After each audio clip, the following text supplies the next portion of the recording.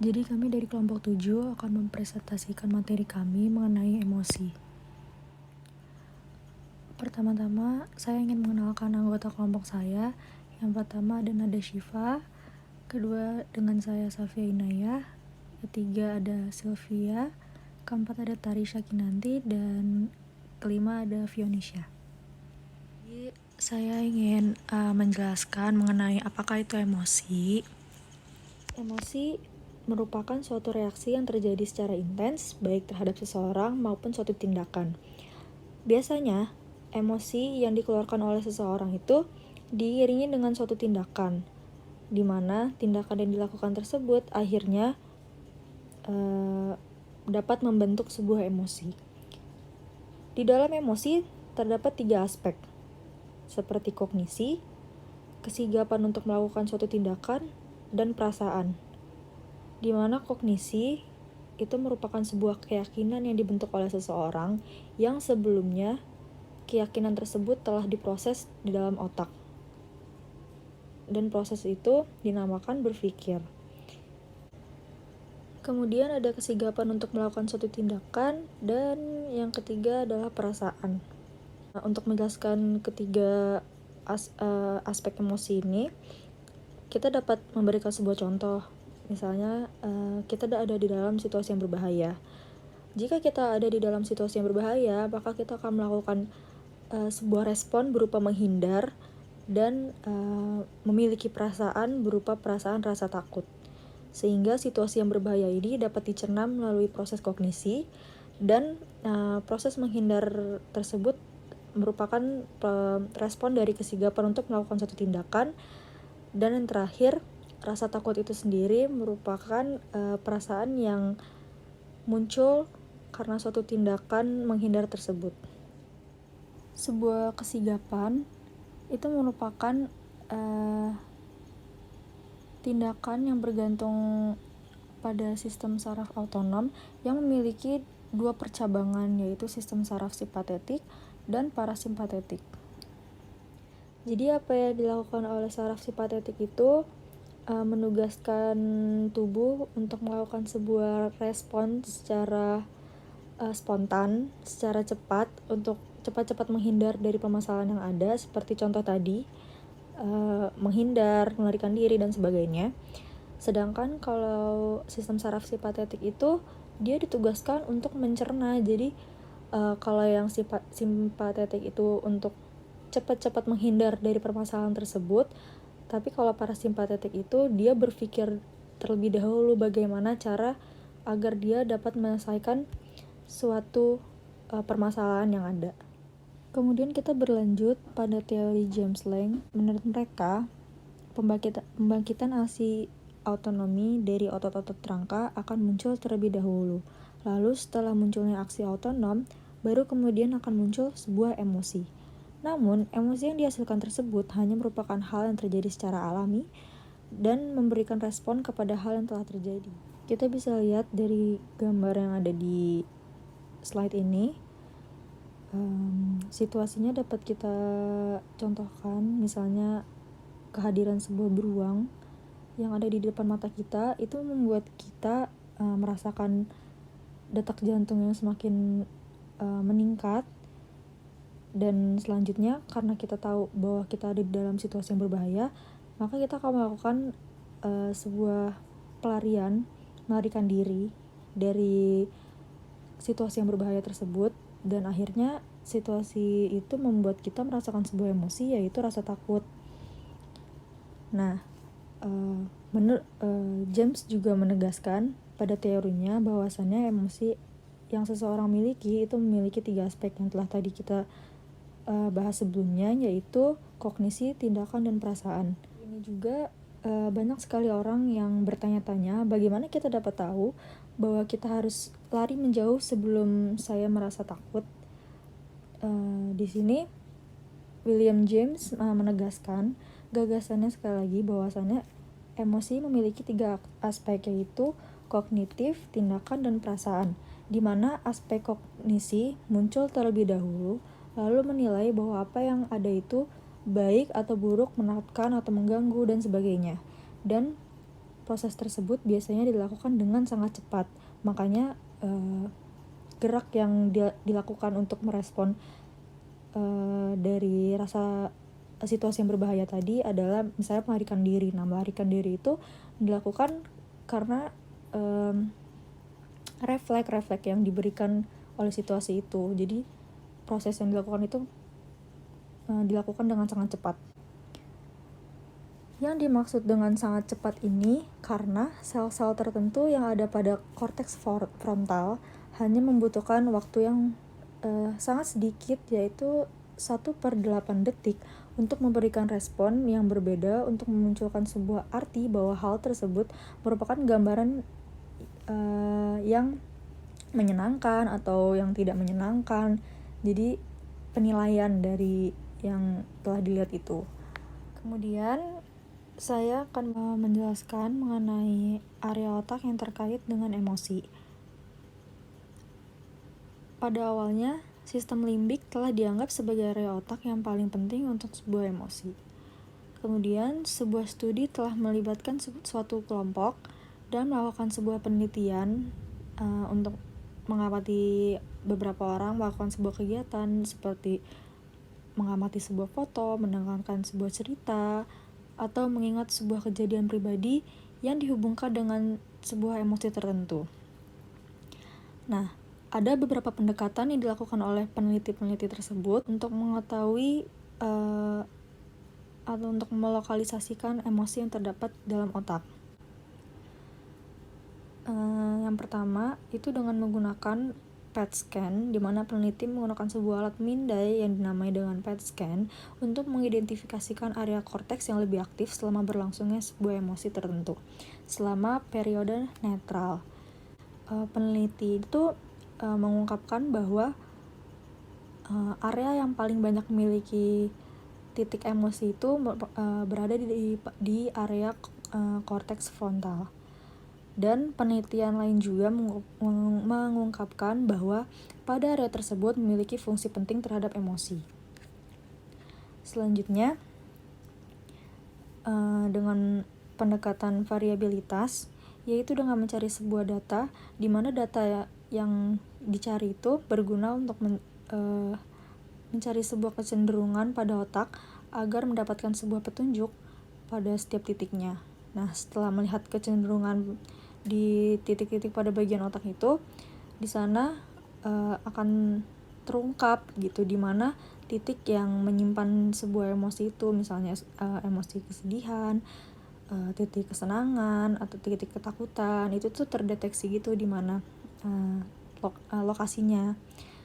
Namun hasil yang didapatkan dari penelitian itu ternyata titik dari emosi itu tuh tidak mengumpul pada satu titik, melainkan tersebar di beberapa bagian otak. Penelitian lain juga telah memeriksa pembangkitan aktivasi otak selama dalam emosi lain seperti rasa cinta, rasa malu, rasa bersalah, penilaian moral, dan rasa antisipasi dalam menerima sebuah imbalan. Kemudian pendekatan yang mereka gunakan lagi itu yang lain adalah menggunakan elektroensefalogram. Nah, itu berguna untuk memantau aktivasi listrik di beberapa area otak dengan menggunakan elektroensefalogram ini yang biasanya digunakan pada saat seseorang sedang mengamati suatu gambar atau sebuah stimulus emosional lainnya. Jadi alat itu kayak ditempel di luar kepala gitu. Terus kemudian pendekatan terakhir yang mereka lakukan itu mereka menggunakan stimulasi magnetik transkranial, yaitu mereka menggunakan cara pendekatan ini yang berguna untuk menginaktivasikan satu area yang berada di dalam otak untuk sementara. Jadi beberapa bagian di otak itu dimatikan untuk waktu yang singkat gitu. Dan kemudian penelitian membuktikan bahwa dengan melakukan kegiatan penghentian tersebut, korteks frontal medial pada seseorang maka akan membuatnya memiliki sebuah kemampuan untuk mengenali perasaan marah. Jadi kalau misalnya kita sedang marah, ternyata salah satu dari korteks frontal media kita itu sedang mati gitu. Dan dari semua emosi yang ada di dalam otak, terdapat satu emosi yang memiliki bukti kuat bahwa terdapat lokalisasi emosi pada otak. Jadi korteks insular akan meningkat ketika kita melihat sebuah gambar yang sekiranya memuakkan, yang kita nggak suka gitu, atau sekedar melihat seseorang yang mengeluarkan ekspresi tidak suka gitu. Maka kita akan ikut merasakan perasaan itu gitu. Kita akan tertular lah istilahnya, ikut-ikutan nggak suka melihat objek yang sama. Dan jika seseorang mengalami kerusakan pada korteks insularnya, maka ia tidak akan bisa merasakan perasaan sebel tersebut. Terus kesulitan juga untuk mengenali ekspresi misalnya sebel atau muak gitu kepada orang lain. Dan tidak bisa juga menentukan bahwa apakah suara, misalnya kayak suara muntah, itu dapat dihubungkan dengan rasa mual atau muak gitu. Nah, kemudian kita akan membahas mengenai kontribusi belahan otak kiri dengan otak kanan. Menurut Jeffrey Gray, aktivitas yang terjadi pada belahan otak kiri, terutama pada lobus frontal dan temporalnya, berkaitan sekali dengan sistem aktivitas perilaku, di mana hal tersebut ditandai dengan adanya suatu peningkatan aktivitas otonom dari level yang rendah bergerak menuju level yang lebih tinggi, dan memiliki kecenderungan untuk mendekat ke arah orang lain yang dapat mengidentifikasikan atau memberikan sebuah tanda berupa kesenangan atau kemarahan. Dengan adanya perbedaan fungsi antara belahan otak kanan dan belahan otak kiri, itu berkaitan dengan kepribadian seseorang, di mana kita dapat lihat di gambar pada slide ini, di mana bagian otak kanan itu lebih berfungsi sebagai kreativitas, intuisi, rasa penasaran, seni dan musik dan lain sebagainya. Dan kemudian di belahan otak sebelah kiri itu lebih berfokus untuk menggunakannya dalam berpikir, seperti berpikir secara logis, menganalisis sesuatu, berpikir secara rasional, menilai sesuatu secara objektif. Dan belahan otak sebelah kiri ini juga merupakan pusat bahasa bagi seseorang. Nah, selanjutnya adalah fungsi emosi. Sebenarnya fungsi dari emosi itu amat sangat beragam, bahkan beberapa emosi tertentu sudah memiliki fungsi yang jelas, seperti rasa takut yang memperingatkan kita untuk menghindar dari bahaya dan rasa amarah yang membuat kita menyerang para pengganggu. Tapi ada juga emosi seperti senang, sedih, malu, dan emosi-emosi lainnya yang tidak terlalu jelas apa manfaatnya. Nah, di sini saya akan menjelaskan mengenai fungsi emosi secara keseluruhan dari beberapa sudut pandang. Yang pertama adalah fungsi emosi secara umum. Jadi, emosi itu mempersiapkan kita untuk melakukan suatu tindakan. Jadi, emosi itu dapat menjadi panduan yang sangat berguna ketika kita perlu membuat keputusan yang cepat. Yang kedua adalah fungsi emosi secara kognitif. Jadi, emosi itu memiliki pengaruh yang sangat kuat pada ingatan. Emosi juga berperan penting dalam proses bertahan hidup. Selanjutnya dari segi tingkah laku sosial, jadi reaksi-reaksi emosional dari orang lain itu dapat mempengaruhi dan mengatur tingkah laku sosial. Yang keempat ada dari teori fungsionalis. Jadi emosi itu sebagai pusat dalam segala aspek pengolahan teori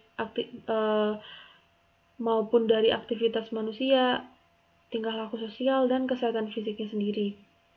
Nah, yang ini yang terakhir fungsi emosi dari segi kesehatan. Jadi emosi itu udah jelas sih pasti dapat mempengaruhi kesehatan fisik seseorang. Contohnya kalau misalkan orang mengalami tekanan psikologis, secara nggak langsung orang itu bakal ngerasa down dan kesehatan fisiknya juga pasti menurun. Ada studi penderita kerusakan korteks prefrontal. Ada 2 kasus. Kasus pertama nih, studi mengenai 2 orang dewasa yang mengalami kerusakan korteks prefrontal sejak bayi. Dan hasilnya adalah mereka tidak pernah belajar perilaku moral. Yang kedua, sejak masa kanak-kanak, mereka sering kali mencuri, berbohong, menganiaya orang lain secara fisik maupun secara verbal, dan bahkan mereka tidak memperlihatkan rasa bersalah sama sekali. Nah, yang ketiga, mereka pada masa kanak-kanaknya tidak memiliki teman dan tidak dapat mempertahankan pekerjaan mereka pada usia dewasa.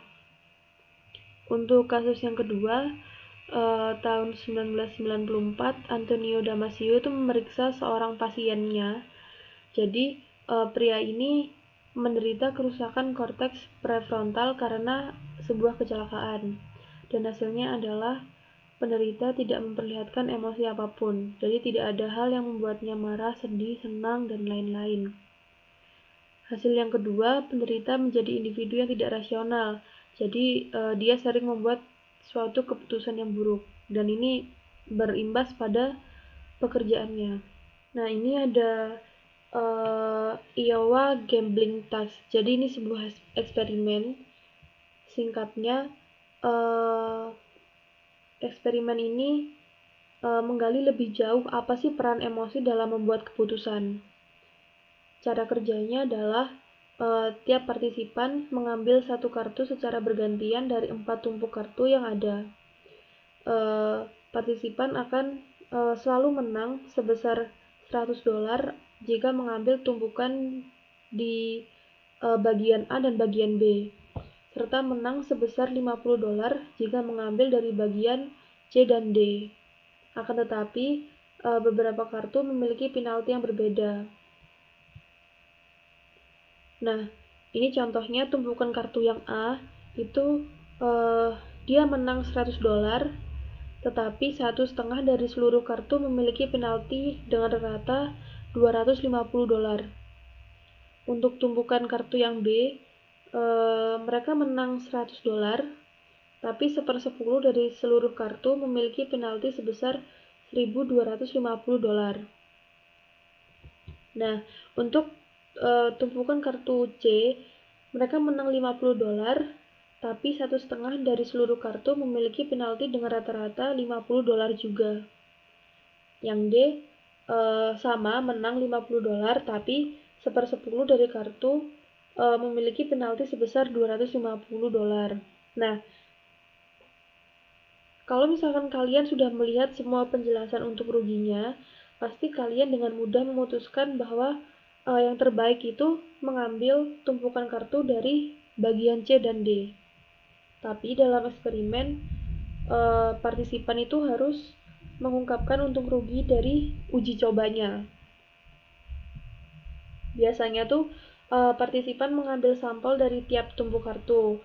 Jadi mereka secara bertahap memperlihatkan tanda-tanda ketegangan saraf setiap kali mereka mengambil kartu dari tumpukan A dan B, dan segera mengalihkan preferensi mereka ke tumpukan kartu C dan D. Nah, di sini penderita kerusakan korteks prefrontal itu memperlihatkan kelemahan ekspresi emosional, sedangkan penderita kerusakan amigdala itu bagian dari lobus temporal yang memperlihatkan kesulitan untuk memproses informasi emosional. Jadi hasilnya pada eksperimen ini mereka tidak memperlihatkan adanya ketegangan syaraf yang dikaitkan dengan tumpukan kartu A dan B.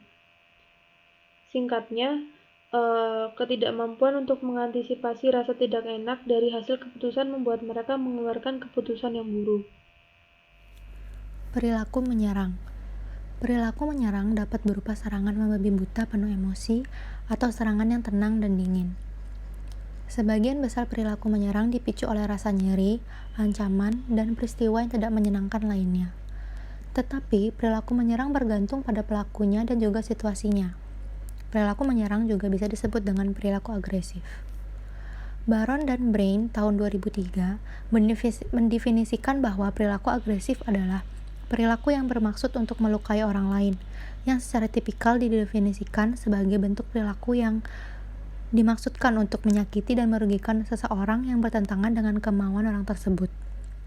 Setiap kehidupan manusia memiliki kecenderungan untuk berperilaku agresif, baik itu bersifat aktif maupun pasif, karena berperilaku agresif merupakan salah satu sifat yang paling hakiki dari manusia.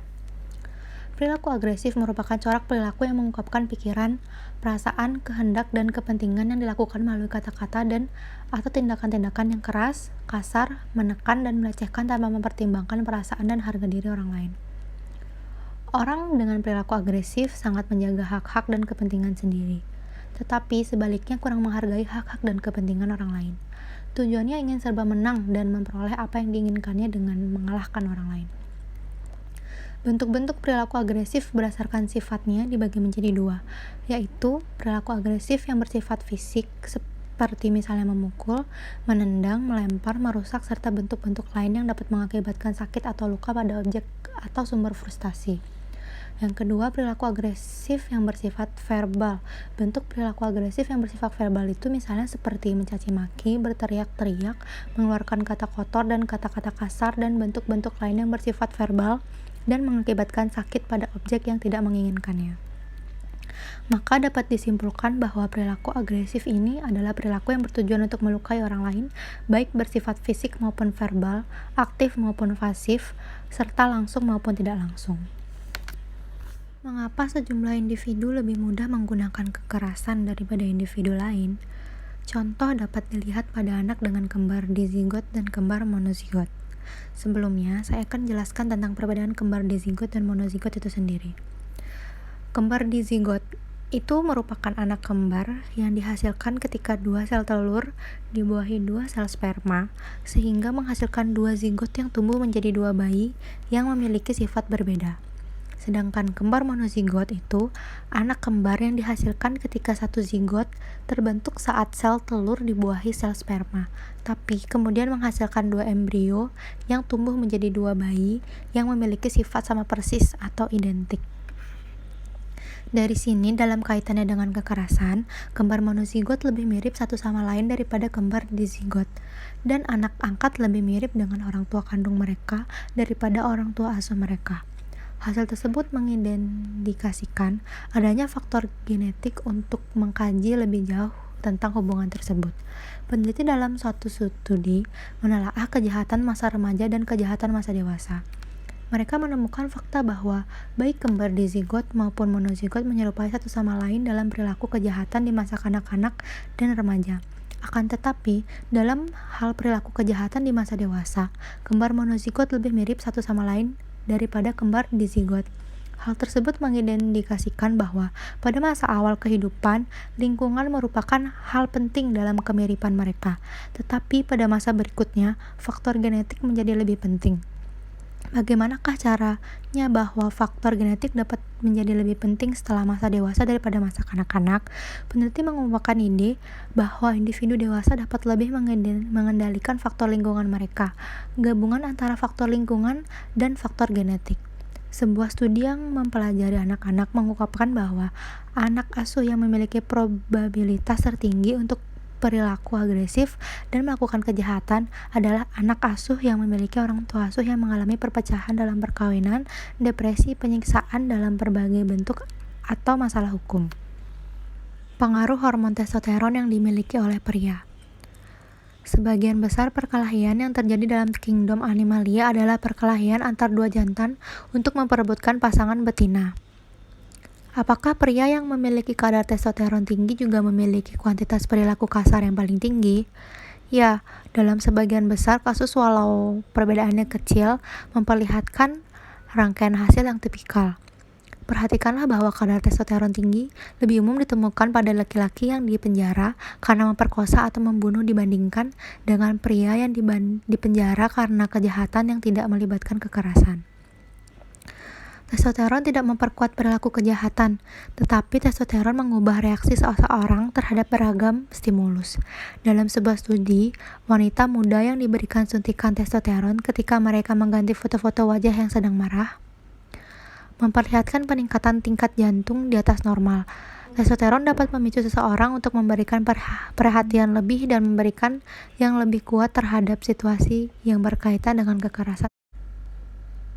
Menghindar ketakutan dan kecemasan. Terdapat dua bentuk emosi yang saling berkaitan erat, yaitu ketakutan dan kecemasan. Ketakutan diasosiasikan dengan kecenderungan untuk menghindar dari bahaya dalam waktu singkat.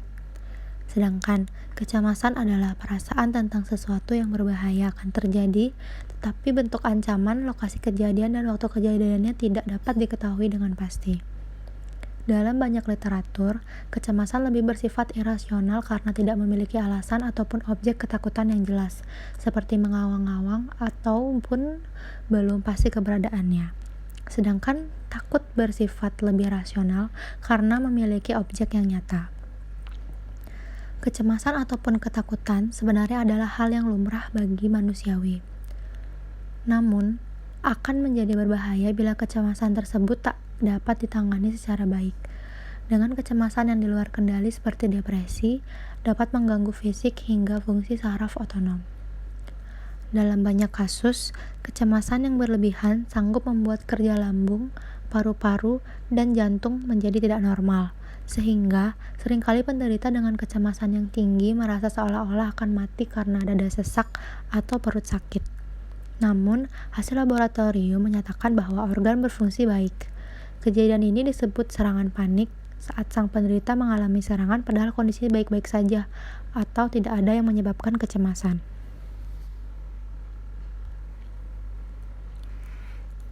Kerusakan pada amigdala manusia.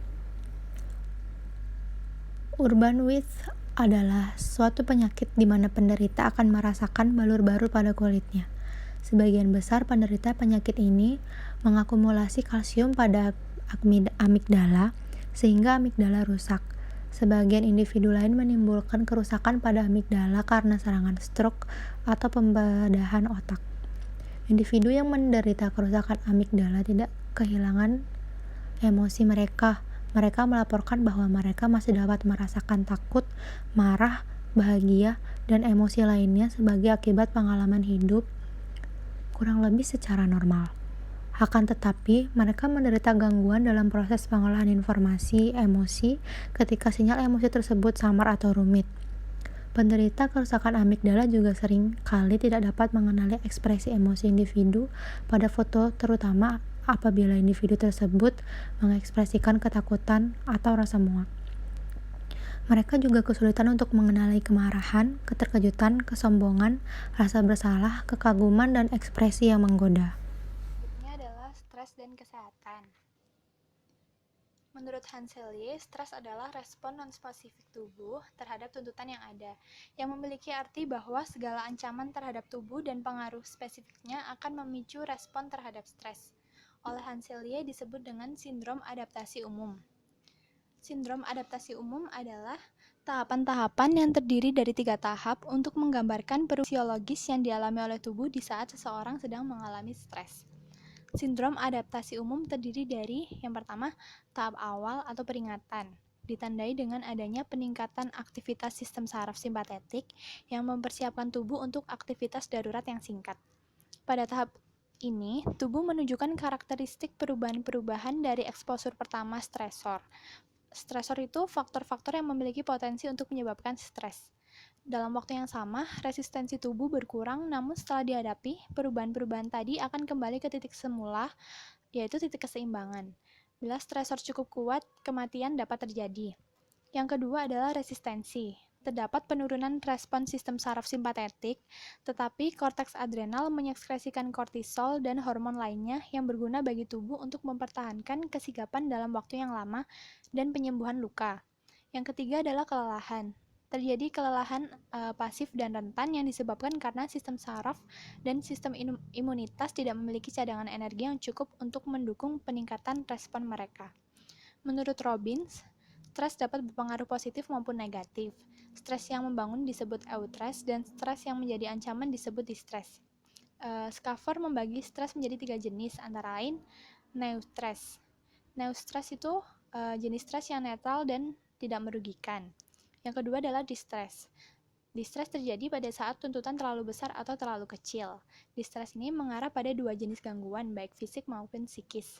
Antara lain sakit kepala, radang sendi, tekanan darah tinggi, dan masih banyak lagi. Kerugian ketika mengalami distres yang panjang dan berulang adalah menurunnya produktivitas, merasa tidak gembira, energi yang rendah, menurunnya kepuasan hidup, hilangnya ketertarikan dalam hubungan seksual, dan sebagainya. Positif stres merupakan jenis stres yang dapat membantu untuk mengerjakan hal-hal tertentu. Misalnya, positif stres ini membantu mendorong seseorang untuk mengerjakan suatu tugas dalam waktu yang terbatas. Positif stres ini sifatnya positif ya, memberikan efek yang menyenangkan dan termotivasi, sedangkan distress, efek yang membuat seseorang menjadi terbebani dan tidak nyaman. Yang selanjutnya adalah stres dan sumbu hipotalamus hipofisis adrenal. Ada dua sistem tubuh yang diaktifasi oleh stres, antara lain yang sistem pertama yaitu sistem saraf autonom yang mempersiapkan tubuh untuk aktivitas darurat yang singkat seperti menyerang atau melarikan diri. Yang kedua, sumbu hipotalamus hipofisis adrenal, sumbu HPA, hipotalamus, kelenjar pituitari, dan korteks adrenal. Aktivitas hipotalamus akan memicu kelenjar pituitari anterior untuk mengekspresikan hormon adrenokortikotropik. Hormon adrenokortikotropik atau disebut ACTH akan menstimulasi korteks adrenal manusia untuk mengekspresikan kortisol yang akan meningkatkan aktivitas metabolisme serta meningkatkan kadar gula dan nutrien lain. Jadi hormon kortisol ini biasanya juga disebut dengan hormon stres karena hormon tersebut diproduksi lebih banyak saat tubuh sedang mengalami stres. Stres yang terjadi dalam waktu yang lama akan memicu sekresi hormon kortisol dari kelenjar adrenal. Hormon kortisol akan meningkatkan kadar gula darah serta meningkatkan metabolisme tubuh. Perubahan tersebut membantu tubuh untuk tetap melakukan suatu aktivitas dalam waktu yang lama, tetapi menyebabkan penurunan aktivitas sistem imunitas. Banyak peneliti yang menganggap bahwa hormon kortisol adalah hormon stres dan mereka mengukur kadar kortisol sebagai indikator tingkat stres seseorang.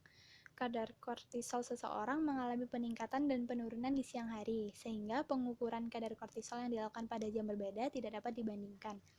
Hormon kortisol membantu tubuh memobilisasi energi yang digunakan untuk mengatasi situasi sulit, tetapi efeknya dipengaruhi oleh besarnya kadar kortisol itu sendiri. Yang selanjutnya adalah sistem imunitas. Sistem imunitas terdiri dari sel-sel yang melindungi tubuh dari substansi pengganggu seperti virus dan bakteri.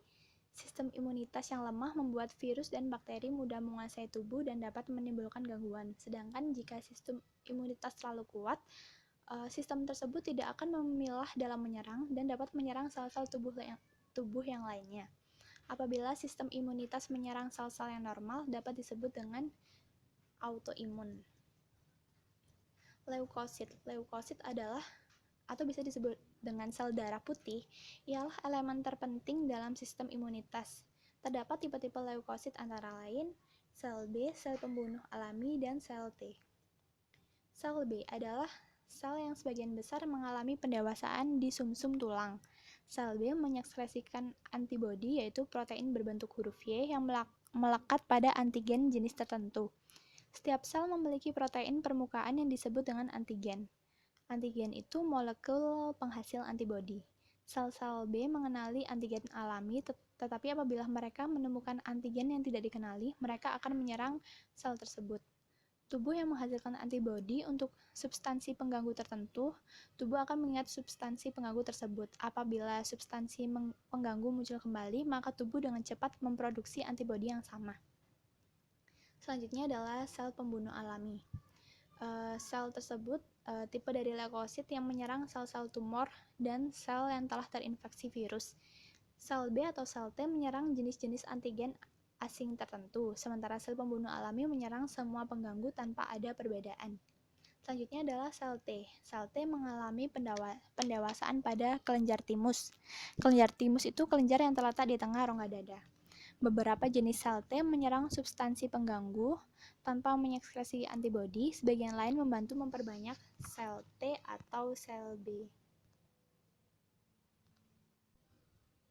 Dalam memberi respon adanya infeksi, leukosit dan sel-sel lain membentuk protein-protein kecil yang disebut dengan sitokin, yang melawan infeksi dan berkomunikasi dengan otak untuk melakukan perilaku yang sesuai.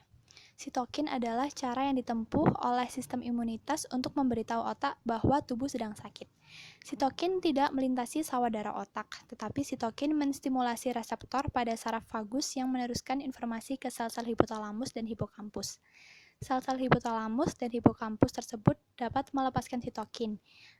Pelepasan sitokin di otak menimbulkan gejala-gejala penyakit, antara lain demam, mengantuk, lesu, nafsu makan turun, dan dorongan seks turun.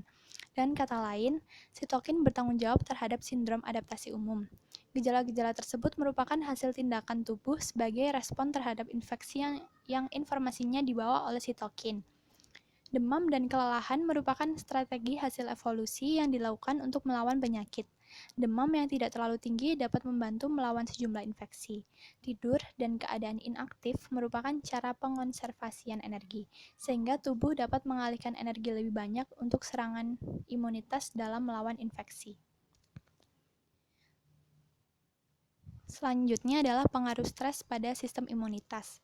Sistem saraf memiliki kendali besar terhadap sistem imunitas. Ilmu yang mempelajari hubungan tersebut yaitu psikoneuroimunologi. Psikoneuroimunologi adalah ilmu yang mempelajari bagaimana pengalaman yang memicu stres mempengaruhi sistem imunitas dan mempelajari bagaimana cara sistem imunitas mempengaruhi sistem saraf akibat dari hal tersebut. Sistem saraf mengaktifasi sistem imunitas dalam merespon pengalaman yang memicu stres untuk meningkatkan produksi sel pembunuh alami, leukosit, pemakan sisa-sisa, sekresi sitokin. Bahkan, ketakutan dan kemarahan itu dapat meningkatkan aktivitas sistem imunitas secara sementara. Kadar sitokin yang meningkat dapat membantu menanggulangi infeksi, tetapi kadar tersebut dapat memicu otak untuk menghasilkan gejala yang sama seolah-olah kita sedang merasakan sakit. Dalam waktu yang singkat, respon tubuh terhadap stres dapat memberi manfaat, akan tetapi jika respon stres yang berlangsung lama akan menyebabkan kelelahan bagi tubuh sama seperti penyakit yang berlangsung lama. Terdapat hipotesis yang menyatakan bahwa kadar kortisol dalam waktu yang lama akan mengalihkan energi agar digunakan untuk meningkatkan kadar gula darah dan metabolisme, sehingga energi yang seharusnya digunakan untuk menyintesis protein, termasuk protein dalam sistem imunitas, akan teralihkan. Terdapat studi terhadap staf peneliti di Antartika yang menyatakan bahwa 9 bulan periode hidup yang dijalani dalam suhu dingin, kegelapan, dan isolasi sosial menurunkan fungsi sel T hingga setengah kali di bawah normal. Stres yang berlangsung lama dapat mengganggu hipokampus. Terjadi pelepasan kortisol ketika stres, dan kortisol meningkatkan aktivitas metabolisme di seluruh tubuh. Apabila aktivitas metabolisme di hipokampus meningkat, maka sel-sel hipokampus menjadi rentan. Berbeda ketika keadaan normal, zat-zat beracun atau stimulasi berlebih dapat merusak atau membunuh neuron-neuron hipokampus.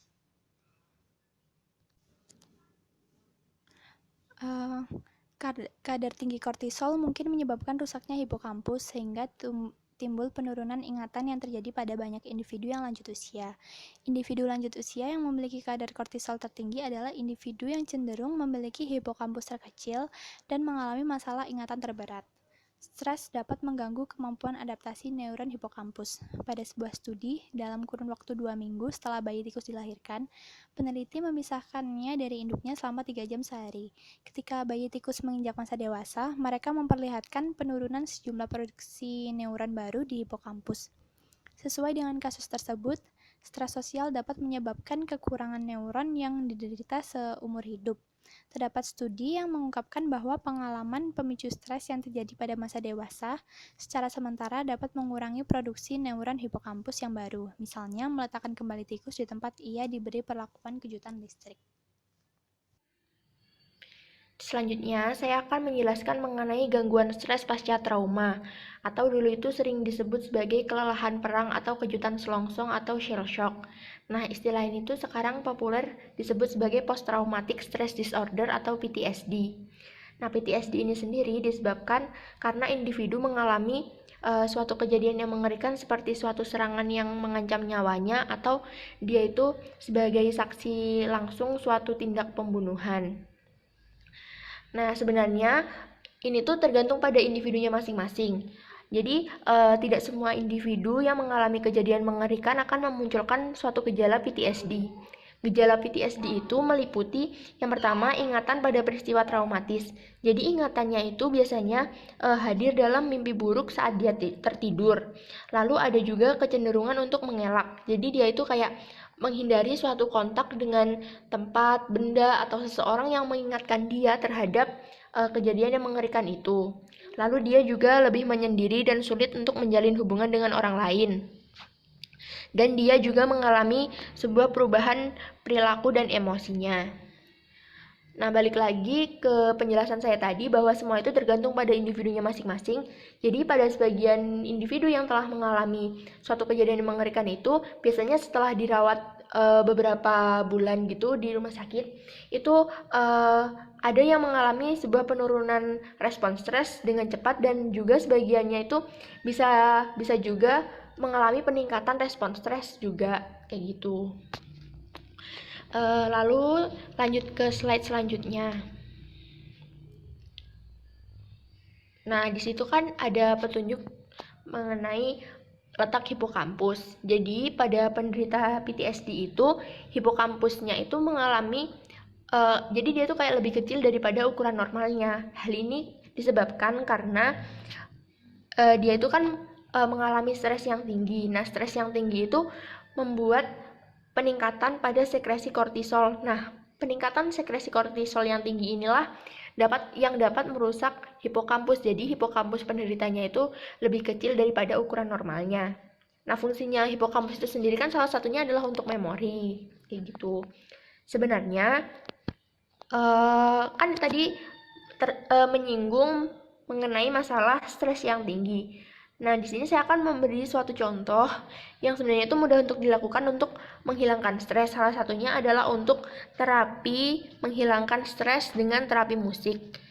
Apa fungsinya terapi musik ini? Jadi fungsinya itu adalah untuk relaksasi dalam memperbaiki, memelihara, menyeimbangkan mental dan juga kesehatan emosi. Jadi jika stres dapat diatasi, itu kan juga akan mencegah berkelanjutan gitu loh. Jadi kayak kalau misalnya stresnya dapat diatasi, kan berarti kita juga akan menekan peningkatan sekresi kortisol. Jadi kayak mencegah peningkatan sekresi kortisol, sehingga kalau misalnya kita sudah bisa menekan sekresi kortisol, pasti kita juga dapat menghindari kerusakan pada hipokampus kayak gitu. Terima kasih.